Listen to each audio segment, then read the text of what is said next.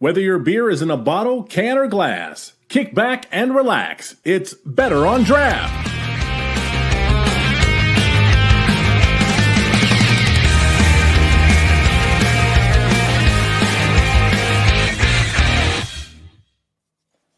Hello and welcome to Better on Draft, episode 368. We will be talking to Adam Ross of Twinspan Brewing later, but first, I am one of your hosts. I'm Rob, and today I am drinking a Prairie Bomb that I had from a growler, so I don't have the beautiful bottle that it came out of, and it also means I get to pour myself a great big glass. With me today, I have guest host Ed. Hey Ed, how you doing? Doing well. How are you, man? What are you drinking? Today I got two. I have Dark Horse's Crooked Tree, classic one out of Marshall, and then also have One Well's Riptide, which is their hop water. So trying to just pace myself, balance with some hop water, and enjoy some IPA.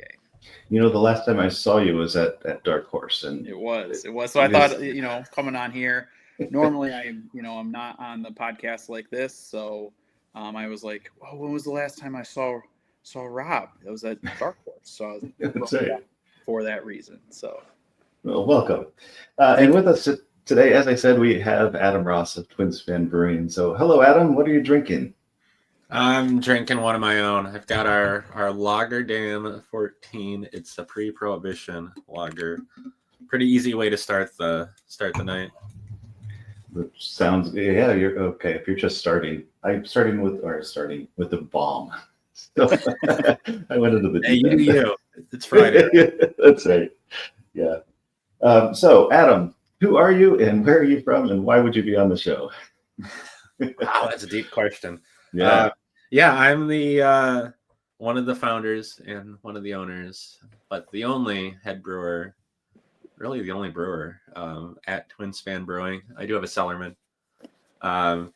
We are located in the Quad Cities, Bettendorf, Iowa. And if you don't know where that is, and I wouldn't fault anyone for not knowing where that is, the Quad Cities is really like 9 towns that kind of grew together right along the Mississippi. The Mississippi cuts our city right in half. We're on the eastern edge of Iowa.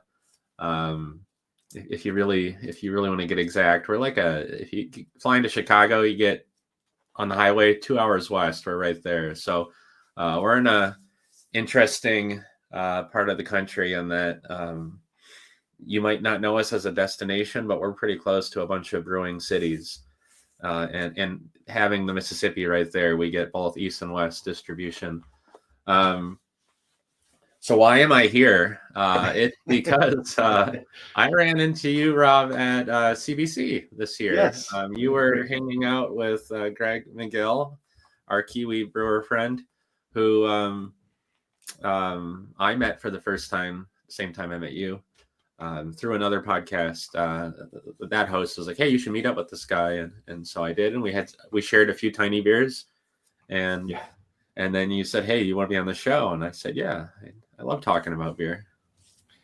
So that was my first craft brewers conference, and I'm curious, are there always that many samples on the show floor like that? Yes, Okay. that was my fourth, and it was actually probably the most chill. Like Vegas was last year, and that was weird, weird vibes. It was good. It was just weird. Mm-hmm. This one was. And the ones prior to that, we were still kind of feeling the pandemic and people were just kind of getting out of the house and trying to remember how to interact with people. But yeah, the samples were all over the place. The glass was a little smaller. The first 2 years I went, they gave you a full pint glass for samples. And some vendors would give you more than just a taste. And you saw a lot of people taking naps in hallways and people just in rough shape the next day. So this was good. The samples were everywhere, but they weren't too much. Well, excellent. I hope you had a good time. I hope you enjoyed Indianapolis. If that was your first time, it was my first time there, and it was fun. It's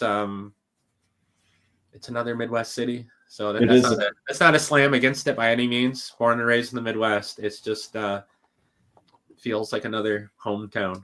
Yeah, they all feel like home. Yep. if the Midwest cities are home. I have a couple quick questions about the Quad Cities specifically. Yeah. And so that part of the Mississippi, does it have river bluffs, and are you on one? River bluffs. It does have river bluffs. We're not, the brewery itself is not sitting on the Mississippi. We're a good probably 3 miles away. Okay. You can actually, we're on Interstate 80. I believe we're the only brewery you can see from the interstate between Chicago and Des Moines. I mean, we are right there on it, so we're easy to get to. And it's just a few more miles away is the Mississippi. Why do you ask about river bluffs? That sounds like a leading question. No. I just spent a bunch of time in Peoria. Oh, which yeah. I mean 2 nights. Yeah, we're not far away from Peoria. Just go another hour up the road, and we're. But I enjoyed, wandering around on top of the bluffs and just looking out because you get a vista. I live in Indianapolis. It's very flat. We don't have stuff like that. So I've lived all over Iowa, but I've lived in a couple of river towns on the Mississippi, and including where I currently live here in town. I really love everything about river towns and the bluffs.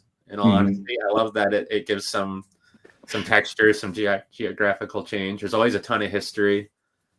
It's a different vibe in the river cities. A little more, maybe a little more blue collar, but people seem to stick around when they move to one of the river towns. Yeah. Okay. We touched on your tap room and your brewery. Can you walk us through what it would be like if we were to visit it? Yeah. If you give me a heads up, I would be there and say, "Hey, welcome." I don't mean that part, but that is well. Yeah. No. We just had our 5-year anniversary. Hey, congratulations! Yeah, congrats. We were going to open in the same week the government declared COVID a pandemic. So our real anniversary date is May 9th.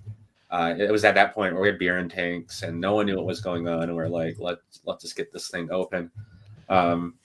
We built the building that we're in. We built it around the brew house. I don't think I could remove the brew house if I wanted to without tearing down a wall or taking the roof off or something.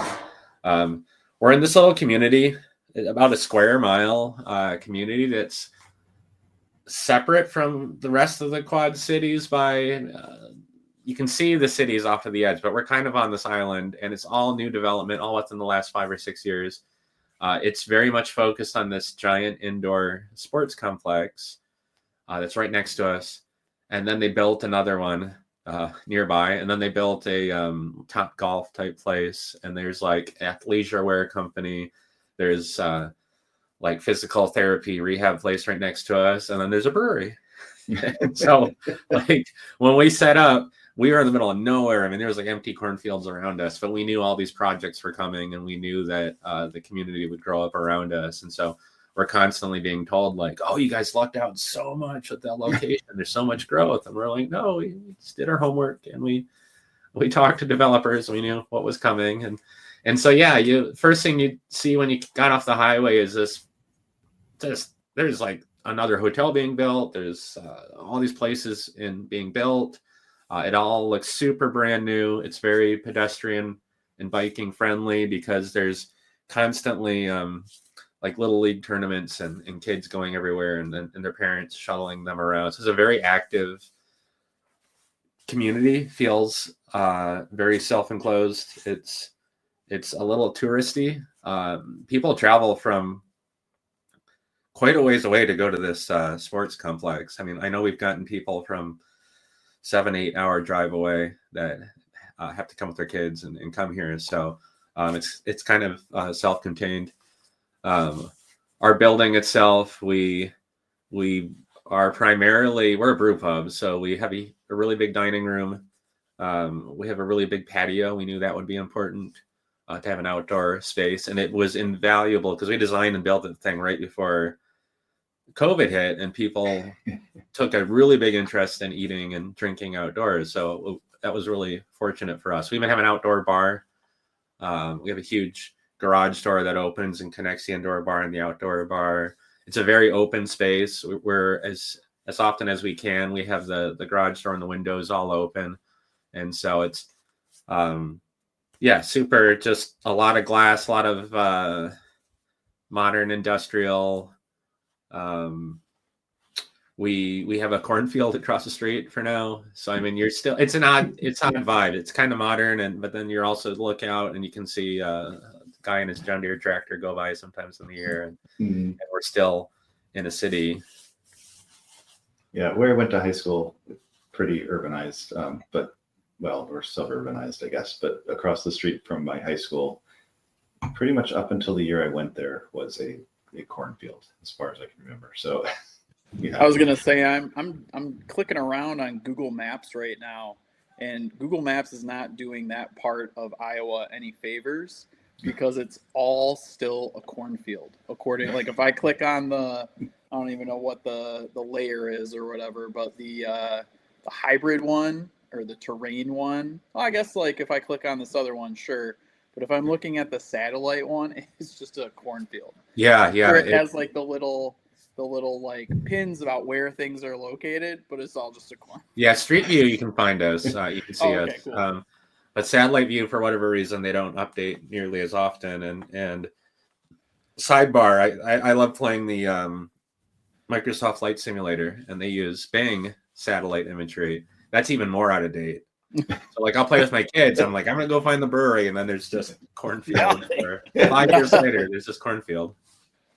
Yeah, so I thought that was kind of funny. I was like, I'm gonna Google where this is because being from Michigan, it's not a place that I've traveled to or been to, but you just followed us on the Instagram, so if I'm ever out that way, I'll for sure hit you up. But yeah, I was just like, this is just cornfields, so I thought that was and nothing wrong with cornfields. As someone who I grew up just up the road from Field of Dreams where they filmed. Okay.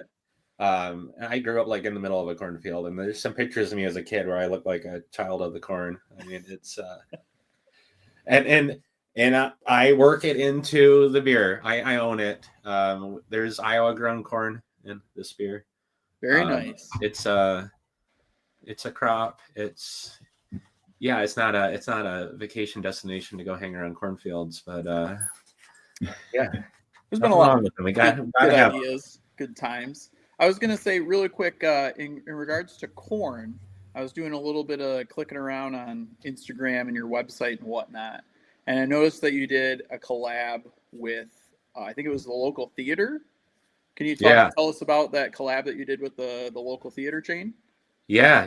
It's an independent movie theater it's downtown Davenport. So Davenport has this really cool arts and like counterculture vibe. We get a lot of big bands showing up and playing in small venues, like a lot of times unadvertised because of where we're located. And then right in this little neighborhood that's got all this history with pre-Prohibition and during Prohibition, they opened an independent movie theater, Last Picture House, and one of the owners is and I might be misspeaking here. I know for sure he wrote A Quiet Place, and then I think he directed Heretic and wrote on that. So he's got a local connection, and then moved back here and opened a theater, and just been really cool addition to the Quad Cities. My cellarman and I, we've been down there. We hang out there. You wouldn't guess this, but a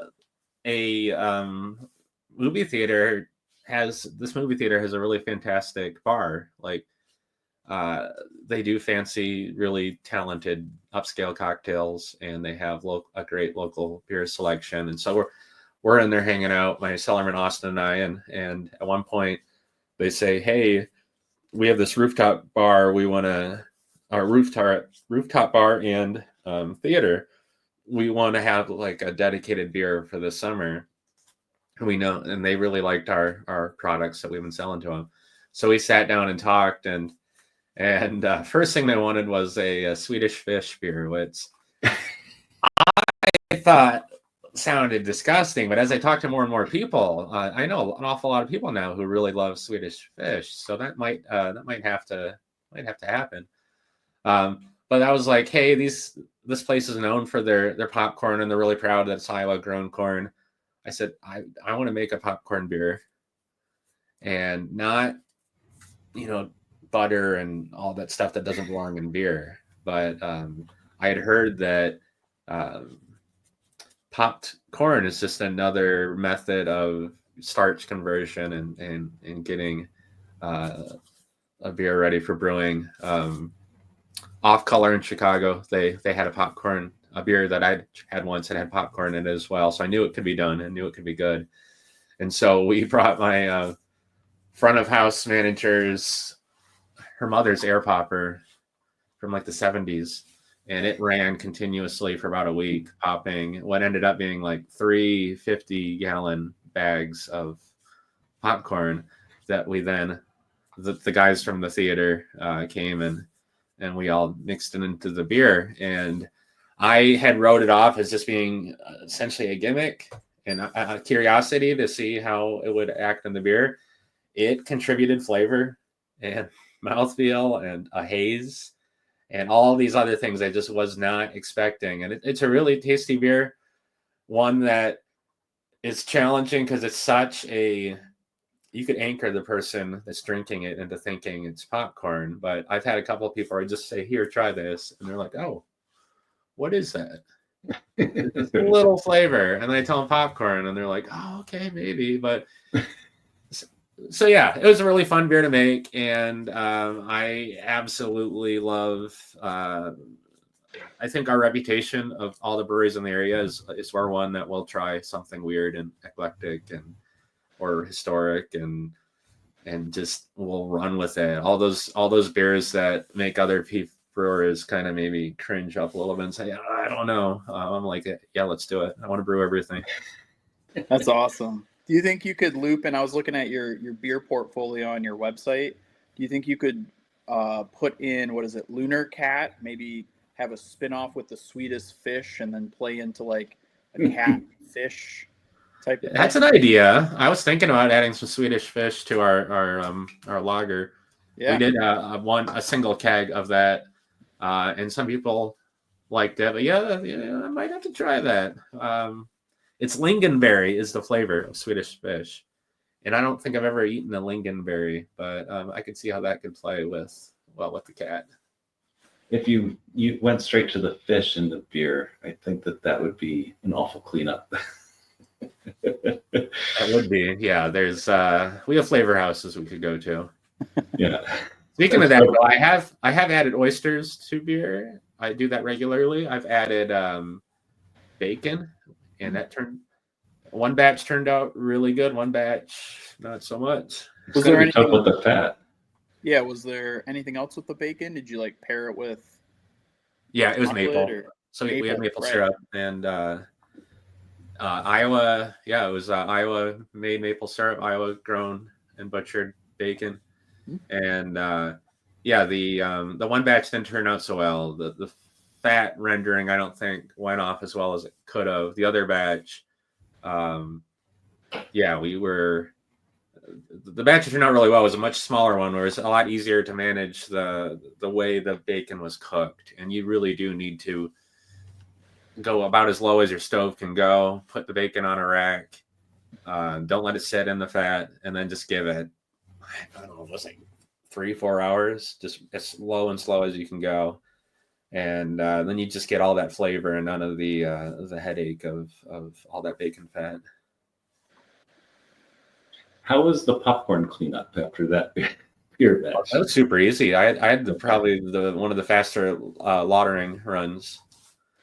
I had all these home and pro brewers telling me like, you're crazy. The kernels are going to mess up your false bottom and all this stuff. And I said, well, maybe I've had to climb into my mash tun and clean it out before with my hand. So I'm like, I was ready to do it that day. No, it was super easy. Not a single problem with any of that. I mean, the popcorn more or less dissolves. Okay. Maybe you get a ton of duds. I know we had some, unpopped kernels. Right. Maybe that'd be a problem, but. And so as far as your brew house goes, and I know we talked about, it's kind of like in the middle of a cornfield. You have all this space and everything like that. So, and if you're able to get down into your mash tun too, how big is your system? Well, I didn't say I had a ton of space. We are absolutely out of space, as a lot of brewers are. We have a 15-barrel brew house. Most of the time, I'm brewing half that, so 7.5. And then our core beers, which we have too many of. I think we have 6 right now that I claim will always be on tap. I do the full 15s on that. And that's growth. We've had growth every year, production growth. So the first few years, because our system was so big, I went towards lagers right away. And because 15 barrels of a hazy, that's pretty hazy IPA, that's risky if you're not moving product. 15 barrels of a lager, I mean, lagers for the most part just get better with age. So we were one of the first in the area to just, and still kind of one of the few to go really heavy into lagers, where about at any given moment, maybe half our taps are lagers. And I've lagers I don't even call lagers. Our West Coast IPA is technically an IPL, but those don't sell. So it's a West Coast IPA. It would make sense if you're surrounded by sports venues and things to have a bunch of lagers on tap too. Yeah. Oh yeah. And I love lagers. Any day I drink one. I was on a biking adventure yesterday, and that was what I was drinking at the end was lagers. Right on. Yeah. Okay, you said you're a full brew pub. So can you talk about your kitchen? Yeah. So I'll give you a little history of how we opened. I was working a corporate IT job, and I started studying for my Cicerone certification, and I would do that over lunch break or whatever. And I had a couple people. One guy I had worked with in the past came up to me and he said, "Hey, would you ever open a brewery?" And I said, "No."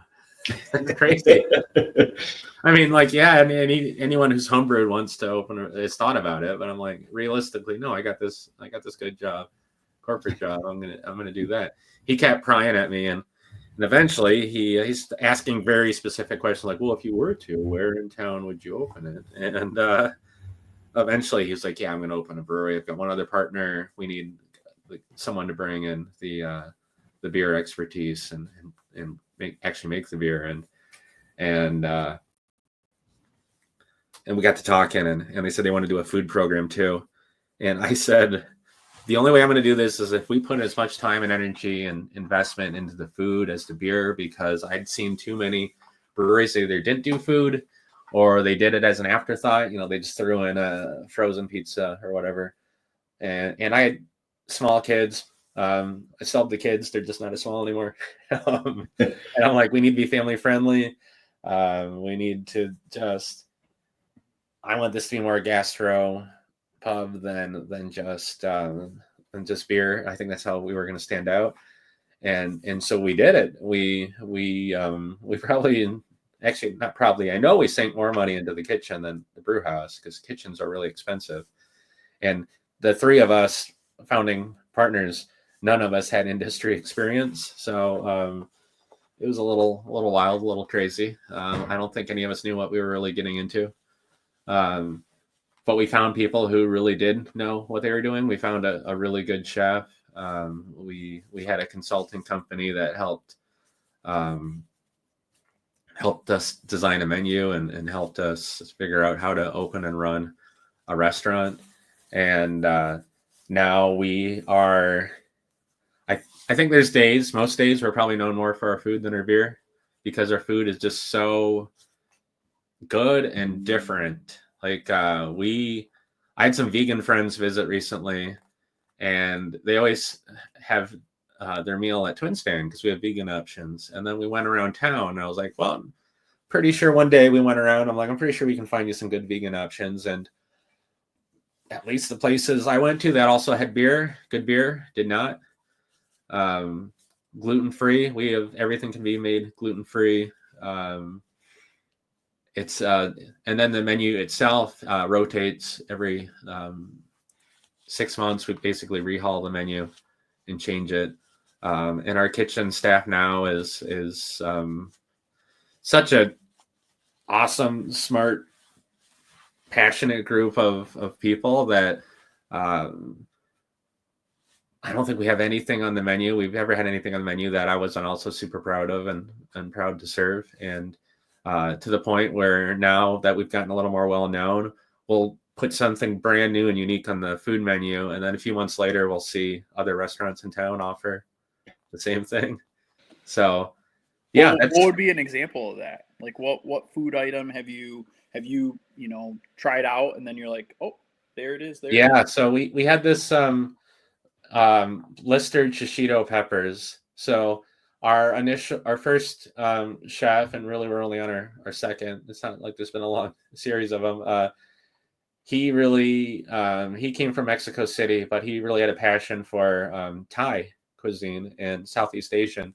And so none of them ever want me to use word fusion on anything on the menu, but like they're kind of inspired by it. And so this plate of blistered shishito peppers kind of cooked over an open flame. There's a little bit of heat. There's certainly that they're just whole peppers that had the right tortilla cheese and some seasoning and stuff. We saw. I mean, that's unique enough. That isn't just something you look up a recipe on. We saw a few restaurants replicate that, and now we don't have it on our menu at all. Not because we're sore about it, but it's the kitchen wants to try something new. Sure. And when I talk to the kitchen, it's and I've given the speech before where it's like good restaurants and good breweries are closing every day. Mm-hmm. Let's not try to be like them. Let's follow your passion, make what you want, and make some risk. Try some stuff that you're not sure people would like, and then I think that the customers will acknowledge that and will follow that. I had our one chef, encouraged him for maybe years to lingua, cow tongue tacos. Mm-hmm. And he made it, and they're fantastic. They're incredible. That one wasn't quite right. Our community wasn't ready for that. It's full of baloney. But yeah, I was so proud that I'm like, that's where I think we need to be, both in the brew house and the kitchen. Is try the new stuff. Do what you're passionate about, and people figure that out. One of the best salsas I ever had was made by a Thai restaurant. I used to live in Elgin, Illinois, which has a huge Mexican population, and they have just an amazing salsa fest every year, where I'm talking the sauce, not the music. And but the Thai restaurant there, she made this salsa that still had the tomatoes and chilies in it, but it had lemongrass and peanuts and other like Thai flavors in it, and it was just phenomenal. She kept it on her menu for a good 6 months after that too. Oh, sounds great. Yeah, it was really good. Yeah, we have Quad Cities is very much a lot of Mexican community and Vietnamese. Davenport was a sanctuary. Davenport, the biggest of the Quad Cities, was a sanctuary city during the Vietnam War, and so there's we've got Vietnamese Buddhist temples, restaurants, schools, and I love Southeast Asian food myself. So can't always talk the wife and kids into them, but yeah, love that cuisine. So does the food influence what beers you're going to brew or anything? Yeah, so not so much. It does a little bit in that I don't ever try to brew a beer that would steamroll the food, because I know what we are. We're a restaurant that makes our own beer. I don't want to blow anyone's palate out of the water or give them something so big and heavy and full that they don't want to also eat food. I aim for that. I still do that on occasion. But the one piece of that that I really think about with beer and food is we do a quarterly beer and food pairing dinner. We just did our last one this past Monday, and we planned that for months, to where The kitchen says, hey, this is the theme we're thinking of, and here's some dishes we want to try. And they say, what beers can you bring? And I don't always plan that far in advance, but I'll say, like, I'm pretty sure I'm going to have these. We have 18 taps on our tap rail. Like, I'm pretty sure I'm going to have like at least these 10 beers. And then they come back and we work back and forth, and I might change up my brewing schedule or try something new, or like you suggested, take one of our core beers and add a different flavor to it. And then the night of the beer dinner, we've got 5 beers that play really well with the food. And usually a few beer dinners ago, I started doing a beer just for the beer dinner, just a single 5-gallon keg that even at the end of the night, if it's not gone, we make sure it's destroyed. And so I've done some really fun stuff like pulque, which is like to be legally compliant, it had to be a pulque combined with a beer, but that's a wild fermented agave nectar Mexican drink that's usually fermented pretty low alcohol, and then they add herbs or fruits to it.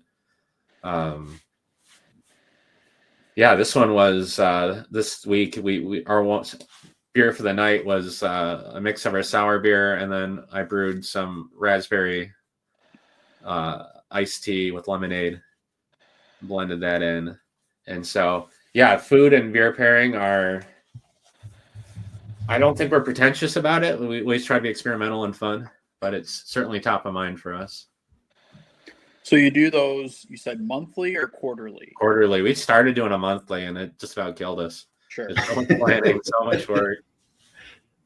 And then when you do the beer pairings, like, are you there to? Yeah. So, I certainly flex my Cicerone background for that, since that pairing part was a big part of the test.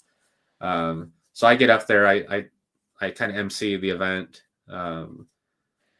Every course that comes out, I talk about the beer, the history, why I think it will play well with the food, and then a member of the kitchen staff come out and they talk about the food and how it was all put together. And it's 5 course, usually about 3 hours or so. It's no one leaves thirsty or hungry. Everyone's just having a good time. Halfway through the courses, I take everyone on a brew house tour, which is something we don't normally offer. So yeah, it's a really good time. We sell out every time, tickets, and it's a lot of tickets. And then the next time we have one, about 2/3 of the group are people who were on a previous one. Oh, so, cool. Okay. Yeah, it's a lot of fun. What is your capacity at the brew house in terms of seating? Yeah, someone just asked me that the other day, and that's something an owner should really know.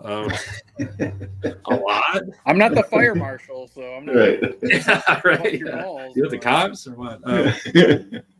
No, it's like 90-ish inside, and then the patio. And the way the patio's set up, it's almost seamless. Like we don't have screens, we don't have doors. It just kind of bleeds into it. It gets quite a bit bigger. We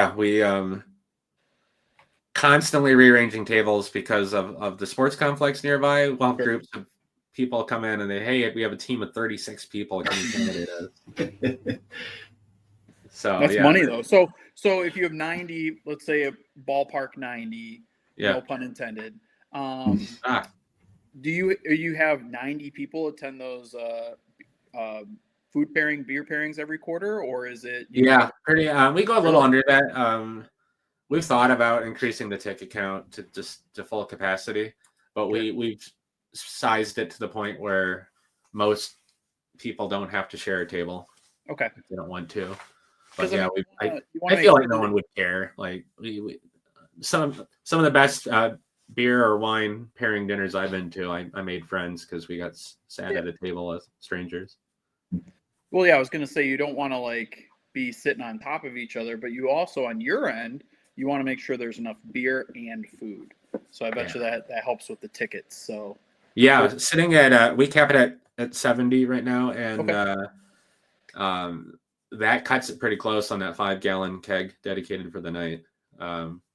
to where this last week I was doing some quick math, and I was telling the bar staff, hey, no more than a 12-ounce pour on this one, because we're gonna run out. Sure. That's fun though. That's good that you're consistently selling out and you're consistently having people through. Like, what was the theme this past Monday? What was the overall arching like beer pairing food type thing? Yeah, the kitchen really wanted to do Mediterranean, which so it was, but Mediterranean aren't really known for beer. I mean, the Mediterranean diet kind of, I'm pretty sure, forbids it. So it was kind of just like Mediterranean, kind of a spring, summer vibe.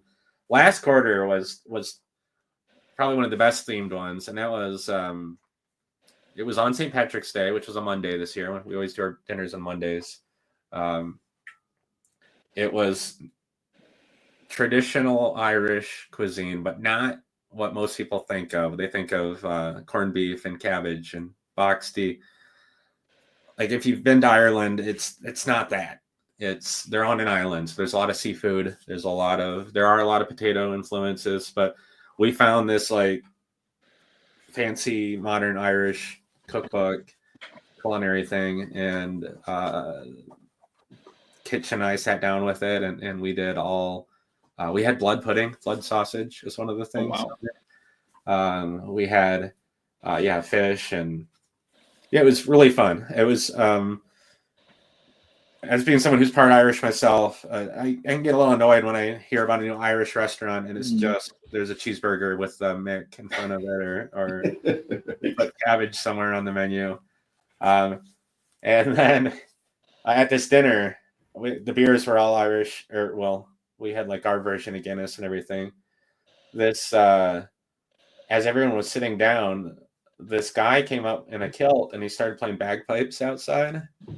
And I had customers and staff being like, Adam, that was so cool that you hired this guy to come in. The thing was, I hadn't. He was he was really good, but he heard we were doing this thing and he just showed up. And so I came out, got him a beer, and he played a couple songs for us. And that's awesome. It's a really fun experience. He just said, "This is my time to shine." Right. The spirit moved him. Any other day of the year, if you just randomly show up at a bar with bagpipes and a kilt, they're not a taller stage. Yeah. Too funny. Oh shoot. I had it. Collabs. So you had mentioned that there's other breweries in the area, and you conversed with them. Have you done collabs in the area? You guys, what is the brewing community like there? Yeah, no, it's pretty great. So Quad Cities is about 400,000 people. We've got 13 breweries that are open right now. And almost all of them are owned and operated by people who came through this homebrew club, myself included. So we're all buddies with each other. We're all super tight. We've had other brewers from other communities come in and they go to visit one of the breweries because they're a friend of a friend. And then we end up going to the other breweries and they're always blown away. And they're like, wow, like the community here is just, no secrets. Everyone knows each other. We've absolutely done regularly. We have a text chain. If someone runs out of like a hop or something or yeast, all of a sudden they're sending out a text to everyone in the thread, and someone probably has something to help them out. They just know next time they'll catch them with something else. Collaborations that way, and that a lot of these beers, and we started recently meeting just about every week on a Wednesday. We have a standing invite rotating. If any pro brewer wants to show up or staff or anything, they come and hang out. So we're collaborating constantly in that we're bouncing ideas off each other and helping troubleshoot. We've done a couple formal collaborations too, but it's always a case of like, do we just want to bother slapping our name on the logo? Because we know what it's going to end up being is that, I'm just at your place drinking beer and maybe I helped you unhook a hose at one point. We call it a collaboration. We've done a few. I like the. I've done a collaboration with like a credit union in a movie theater, Right. and we have done a couple with the. There's a German American History Museum. We've done a couple with those. We've got another one coming up where they come out and they help. We regularly do homebrew collaborations. Homebrewer comes in and gets to help me clean out the mash tun, and we call it a collaboration. Recently, I have one coming out next week. Actually, though, that's a different kind of collaboration. It's a buddy of mine who he was one of the lead brewers at Goose Island. He was at New Holland. He started their sour program. He's been all over the place, and he's from here, and now he's back in town. And so he and I have been doing a couple. I hired him on to consult for one brew, and now we did another one just recently that'll come out this week. That is low ABV pale ale. So we were aiming for 3% ABV, and I'll take credit for not hitting that target because it's my brew house. I landed at 4. I tried to hit 3, but that's a whole other story. Like apparently yeast and malt just want to become beer. Like you can throw up all these roadblocks and tell them stop at 3, but it kept ripping until 4. Super tasty beer though. And we're calling that one a collab because, yeah, in every sense of the word, he was there designing and helping make that one.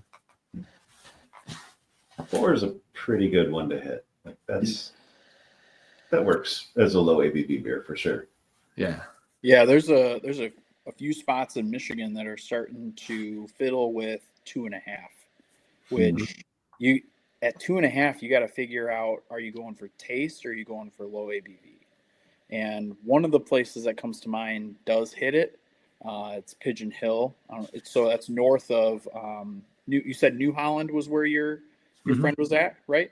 Yeah. So yeah, it's on the west coast, a little north there. But yeah, it's tricky. It's a tricky balance to strike there. So I still think you're good at 4. I mean, what's your average ABV for your other beers? I was looking through your portfolio. You got about 6 or 7 core beers. So are those approachable, drinkable, or are those going to hit you in the mouth and I can only have 1? No, I always want to brew approachable. Like I said, I don't want to clash with food, and I want to sell you 2 or 3 beers, not 1. Okay. So that doesn't mean less flavor or watering it down either. I think it means the right beer for the right point in the night, or the right beer for the right meal. And as much as I love Prairie Bomb, I don't know what you'd pair with that, or what other beers you can have after that. Yeah, I have a growler, so it's going to be the end of the night. Yeah. There you go. Yeah, so I have brewed so for an average, I would say a lot of beers end up at 5. I have a few end in 4, but like our hazy pale ale, our hazy IPA is 6.5, and our West Coast is 7.5. They were different numbers, and I kind of I don't know if it's OCD thing or what, but I'm like, gotta hit the halves. So I take the recipes so they get to that level, or right on the zeros. But we also have our 5th anniversary beer was 14% alcohol, so I'm not afraid of going big. What style was 2.5. that? I'm sorry? What kind of style was that hit 14? Yeah, so we did for a 5-year anniversary, we blended 5 different bourbon barrels together, and 2 of them were barley wines. Ooh. 2 of them were an extended boil stout, like a 30-hour stout, something dumb. Yeah. And then then one was just a regular American stout, different amount of time, all the same bourbon barrel brand. We have a distillery like 2 miles up the road that are great to work with. So they're all Mississippi River Distilling Company, Cody Road bourbon, which collaborates with Michigan distilleries every once in a while. I know I've seen them do a collab with Journeyman before. Okay, nice. So yeah, it's a pretty good bourbon, and for 5 years, we're like, why not just blend 5 barrels together and then do the complicated math, because I don't have an alkalizer of determining what the ABV was, and then doing the important part, the real world testing of let's have a pint of this and see what happens. What's the 14? I feel like 14 is pretty much dead on. What was the name of that distillery you said? Mississippi what? Mississippi River Distilling Company. River. And Okay. then Cody Road Bourbon is Gotcha. their best known, and Sweet. they're another fun one where they like to do very strange experiments. They've done like a Bananas Foster whiskey and a whiskey with just Red X malt. Okay. So yeah, it's and they do 30-gallon barrels, so their aging time is a little different than some of the bigger boys out there. I'm just trying to size 30 gallons in my head, but that means that you get to, if you're using their barrels, then that's your targets, right? 30, 60, 90 gallons. Yeah, I mean, the U.S. barrels are 31 gallons. Oh, okay. Who So knows it's not that different. Yeah, right. I mean, you're going to lose a gallon either absorbed into the oak or spilling when you transfer anyway. Yeah. Yeah, it's contact time. So like I've done lagers in these barrels, and it's 2 weeks later, you've got this really nice barrel presence. Whereas if you get a 50, 55 gallon barrel, that can take a little bit longer to impart the barrel character. There was well, I've seen it a few times now where they do the beer in the barrel and then they give the barrel back to the distillery to put something in there, and then that's another way to collab. And those have been, I wouldn't say the beer is prominent in whatever the liquor is afterward, but it's still fun. Yeah, we've offered, but so much of what they're doing is it has to be fresh oak. Yeah, bourbon. So they're really big on bourbon. I know they have in the past done like a one-off seasonal with something else, but yeah, I'm not too precious with the barrels. If a homebrewer, I offer out to homebrewers and stuff too, like, hey, here's your chance to give it another life. And we've been on the receiving end of that. We had our first year anniversary beer. We were able to source a barrel that started its life at Heaven Hill Distillery. Then it went to Toppling Goliath, and it had Term Oil, their mega stout. And then it went to another distillery here in town where they put in the super high proof Kentucky inspired bourbon. And then we put in our Imperial Porter, and it picked up so much flavor on the way. It was, but no one was going to sit there and identify the oak and the Sure. or anything like that. Do you guys Sure. do flights? If I were to come in, could I get a flight? Oh yeah. Hell yeah. All right. Right. Are a lot of people saying no, they don't? What's that? It's a long-going debate on the show. The main host against flights isn't here today, but yeah. So I will say we started out with we have a rule that says you can only get one flight at a time. Okay, fair enough. Because we started off, and this is probably more a product of it being in the pandemic. When we first opened, people were for the majority were sitting outside on the patio, and at the time of year when we opened, it was very sunny and warm. We were getting terrible reviews on some of our beers, and they would send pictures like on Untappd, and I could see that it was the last in the flight, and then there was another rack of flights behind them, another flight, and it irritated me to no end. I'm like, you wouldn't order 8 different tiny scoops of ice cream and then get mad that the 8th one was melted, Right. and like they've got 8 or 12 beers, because we had like 12 or plus beers on tap, and if people would want to try them all. And that last beer is just sitting there dying or skunking in the sun. And so I made it a rule and I just said, no more. We're doing 4. If they want another flight, they need to wait for the server to make her rounds. Okay. And come back and get the next one. I kind of like that rule. I'm not gonna lie. I think that's a That's a good rule to have for that, to make sure you're getting the freshest beer possible. Although I have on 2 occasions walked into a brewery and said, "Give me one of everything" via flight, and just gotten like a giant flight. So, but I can see your argument about how you have the ones down at the end dying. But I try to drink them light to dark, so I already know that one's got to warm up a little bit or do its thing. I'm not gonna be drinking that one first. So Yeah, it could be the pretentious Cicerone in me that right glass, right presentation, sure. right service, and it's fun to get a like a ski that's just full of holes and has a bunch on there. But that's not. I don't feel like that's doing the beer at the service. So right place, right time for that. Absolutely. If I'm at again like some ski lodge or in the town and people are coming in taking their boots off and there's this big ski with 12 beers, yeah, that's fun. But you're in my 4 walls. You're gonna get 4 little presented beers. If I could, each beer would be at its own temperature and its own CO2 pressure and everything. I can't do that, but in the perfect world, right? Different glasses for everything. We'd have 80 different glasses. Oh man.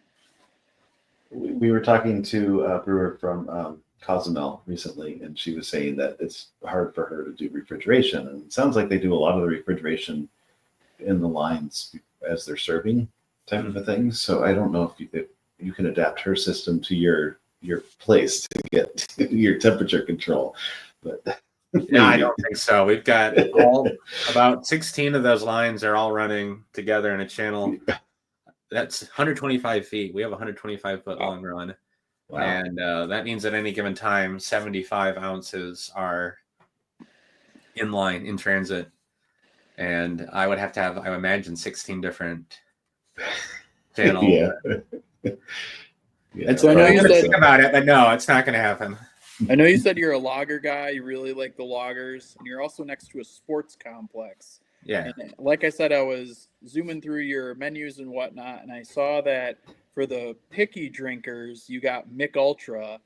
Is that on draft, or is that bottles, or is that the classic can that you see those sports dads chugging on the sidelines? It's the bottle, aluminum bottles, I think, right now. Okay. And yeah, I did the website, so for all its warts and good and bad, it was me. Well, why'd you go with Mick Ultra then? Why didn't you go with like Miller or Bud or any of those other? I did the website. The bar manager picked the. No, and the kind of answer your question in there. Yes, we always have something on for the picky drinker. It's the same price as a pint of our equivalent, which is for the most part this beer. And then every time they order it, the staff has been instructed to bring over a little like 2-ounce sample of our beer with it. Okay. If that soccer dad wants to order 5 Mick Ultras, he gets 5 samples of the beer. And we have successfully, at least while they were visiting us, more often than not, the next beer they order is not another Mick Ultra. It's okay. I like that. That's cool. And there's a reason I don't serve the front of house, because I'd probably say something I regret. But when people get really opinionated about domestic beers, and they say, "Do you have domestic beers?" and I say, "That word you're using, I don't think it means what you think it means, because that beer is made 20 feet away, and we've got big windows. You can see the brew house. You can see me back there sweating, making it most days." Yes, we have domestic beers. So, yeah, it is a picky drinker, and I'm not gonna apologize for that. I totally support local too. If I'm at a brew pub in a town I don't know anything about, I'm gonna get their beer before I go to one of the beers I know is good that I like from someone else. Because again, it's local. That's why you travel. That's why you're there. You don't want to go to Spain or Italy and then go to McDonald's. At least I don't. Right. Yeah. I was in Singapore, and one of my friends there that I was hanging out with, he said, "We're going to McDonald's. You're going to get a McSpicy, so I know what your spice level is." That makes sense. As a calibration, that makes sense. Yeah. So that was the only time I went to McDonald's while I was there. And I have been to International McDonald's. So, but for equal reasons. Yeah. Morbid curiosity. Yeah. Right. Yeah. We ended up at one in Ireland after at a steak on the stone place because people I was with, they didn't get enough food. They were still hungry. Right. Yeah, no, and that makes me think one of the reasons actually that when we opened Twin Span, why I said let's focus as much on the food as the beer is because beer is food. I don't know where at one point in our history as culture we commoditized beer to where that beer has to taste the same everywhere and that style has to taste exactly like this. Like I had a lager recently that was super skunked, and yes, it was wrong. It was flawed. But in this situation I was at, I was eating tacos. I was on the patio somewhere. I was like, "This is perfect. This is that beer was not brewed skunky. It skunked while it was in the sunny patio with me. But I'm like, that's great. That's what I want. I want beer to have a place and provenance and." It's not Pepsi. It's not Coca-Cola. We don't need it to be exactly the same everywhere, every time. So I guess apologies for not asking this before, and maybe you and Rob already talked about this at CBC, but Twin Span. I see on your logo it looks like bridges, and you said that you're around the Mississippi. So can you give us some info about Twin Span and what the heck that means? Yeah, I'll admit, and I'm not shy about it. I voted against this name. But, I have two partners, like I said. No, we were going to be originally we were going to open in the shadow of this new Twin Span Bridge that crosses over the Mississippi. And right when we were opening, as they were building this new one, and it's such a central thorough point of the Quad Cities that everyone goes over this bridge. They know it. It's got the city's kind of gotten proud of it. There's like lights. They light it up for Pride Month and different things. Kind of boring. But there's a lot of engineering in that. There. So we were going to build there in the shadow, and then the long story I don't need to cover here. We ended up about as far away from there as you can and still be in town.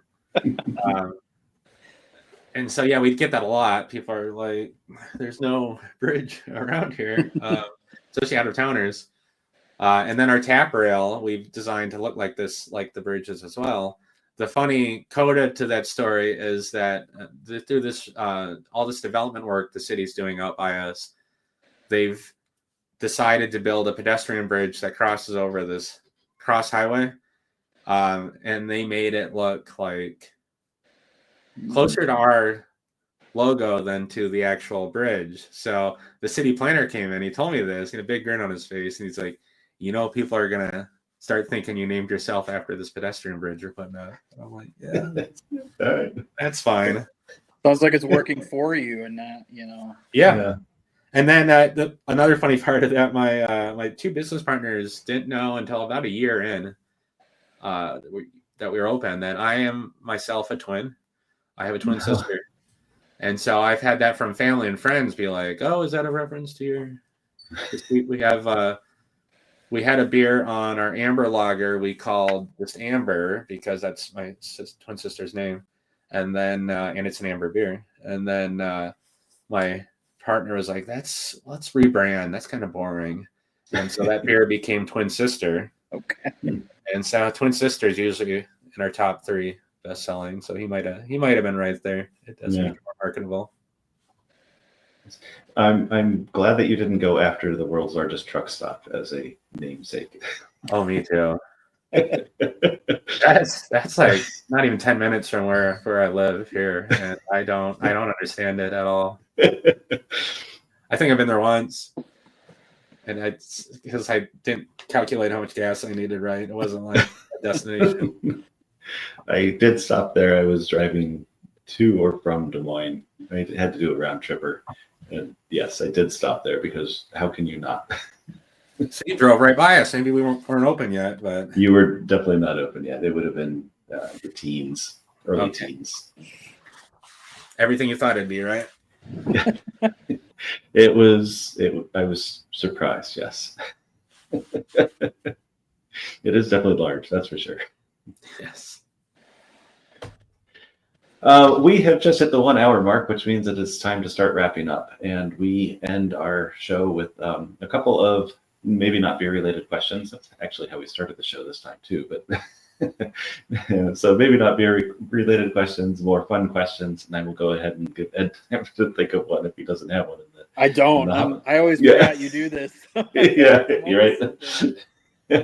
So I'm going to go with the, I've got kind of a standard one now, but I'd like to know what is the most recent board game that you played and did you win? Card games count? So my favorite board games are these, they're called the Hunt a Killer. I don't know if they count as a board game. It's like a murder mystery in a box. Oh, yeah. I'm obsessed with those. I will spend hours and hours on those. I don't know if that counts. It sure does. Absolutely. Okay. Yeah. They come in a box. They're sold in the board game section. They're all like cold case files. Some of them can take an hour. Some of them have taken me literally weeks, where I've like got a murder board set up and I've got all these notebooks full of stuff. And I love it. But yeah, other board games, card games. I mean, my kids and I, we regularly do something. I dominated at phase 10 recently, and to the point where I'm banned from playing phase 10 in this house. Sad. It wasn't like I was competitive. I just scored really high points. There is a game publisher, I guess, the Grand Gamers Guild. They're out of Grand Rapids, Michigan. But they have these little decks of cards. They're really small, but they are basically single play mysteries, but they're good for groups, in groups with kids especially. So you might want to look into those. So Grand Gamers Guild, if you want to look them up. Yeah, my group of gamers, we have had a couple of those, and when we finish it, we hand it off to some other table that's playing games nearby. So great, yeah, that's what I end up doing with these, is they get passed on to surprising number of people I hang out with are really into murder mysteries. I don't know what that has to say about the brewing industry. They're all adjacent to it. You do know how to render fat. Yes. And that caustic could get rid of stuff pretty easy. You got to listen to something while you're brewing. So I imagine, the crime podcasts and whatnot are hot commodities. So right on. All right, Ed, did we give you enough time? Yeah, I got one. So random question from Ed is, earlier we talked about, Midwest cities. You talked about Indianapolis, and, I'm up here in Michigan and you're in Iowa. So I guess, what is your favorite condiment? My favorite what? Condiment. Oh, sriracha probably. Okay. Or Nice. gochujang. We actually have, maybe I shouldn't say this in recording. One of our secret sauces at the brewery uses gochujang. Yeah. Okay. Which is just spicy ketchup. Right. Essentially. Yeah. We do Korean beef bowls at my house a lot, and that is the sauce of choice for it. Yeah. I didn't answer the typical ranch or where. Leading there. As a Michigander, I like ketchup. My wife likes ranch. So, then you got these weird people that like mustard. But I was just curious what you like. So we have an excellent mustard dynasty here in town. The Bochi's mustard family. They make like spicy brown mustard. Oh, it's so good. Oh, nice. See, random. Yeah, random. The International Mustard Museum is up in Madison, Wisconsin. I've been there a couple of times. Yep, it's worth a visit. Yeah, great. All right, well, Adam, do you have anything coming up that you want to mention, that you want to plug? It sounds like you just had your anniversary. Right. Yeah. May was definitely the busiest month. June is looking pretty busy too. We've got we don't have another beer dinner till September, but always plug those by default. We are hosting the 4th of July celebration here in town, and I hear it's a pretty big deal. I've never actually gone to this one, and they've never had a sponsor before. So we're both the city and us are in uncharted territory. But I'm brewing a ton of beer to have like our own and helping plan our own custom beer experience tent place for that. Cool. Yeah, and then the month after that, we were doing a lager only beer festival, August 23rd, in the green spaces and parking lots around us.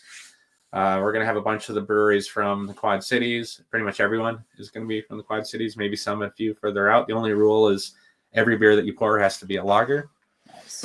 And it's called Lager Fest. Nice. Awesome. That's I'm looking great. forward to that. Cool.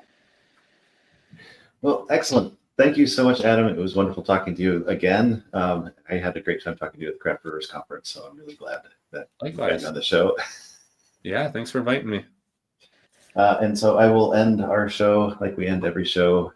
Whatever you think of your beer, we think it's better on draft. Better on draft, baby. Cheers. Good night.